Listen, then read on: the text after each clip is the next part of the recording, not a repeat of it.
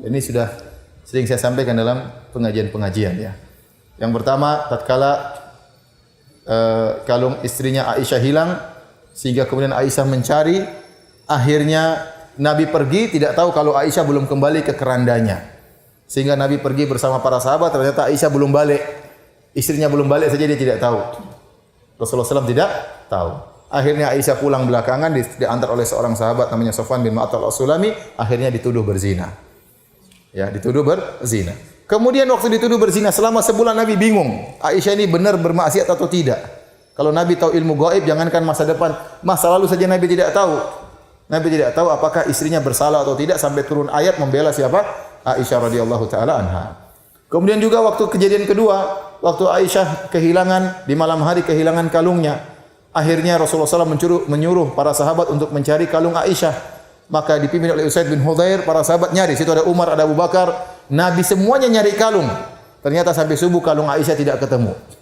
Ya, tidak ketemu. Akhirnya orang-orang pada marah-marah kepada Abu Bakar. Wahai Abu Bakar, gara-gara putrimu sekarang sudah subuh, sudah masuk waktu salat subuh, sementara kami belum berwudu dan air wudu tidak ada. Mereka sedang dalam safar.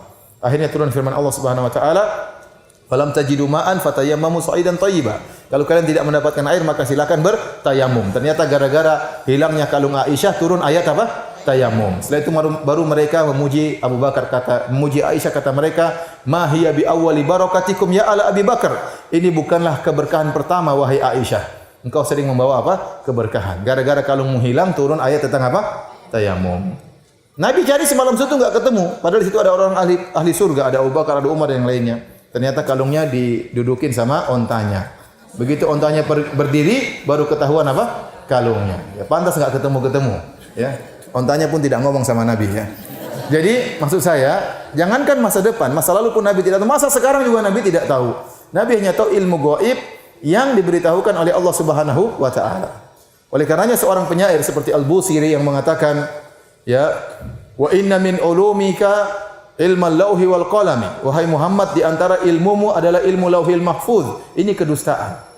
Ini tidak benar. Kalau Nabi tahu lauhil mahfuz berarti Nabi tahu ilmu gaib. Nabi saja diracuni oleh wanita Yahudi, Nabi tidak tahu. Nabi dikasih makan dengan para sahabat teracuni. Nabi setelah makan, kambingnya ngomong, "Ini masmumah, sungguh saya beracun." Maka Nabi keluarkan tapi sudah terlanjur sempat tertelan. Gara-gara racun inilah 3 tahun berikutnya Nabi SAW meninggal dunia. Ya, Rasulullah mengatakan kepada Aisyah, "Saya masih merasakan bekas racun tersebut."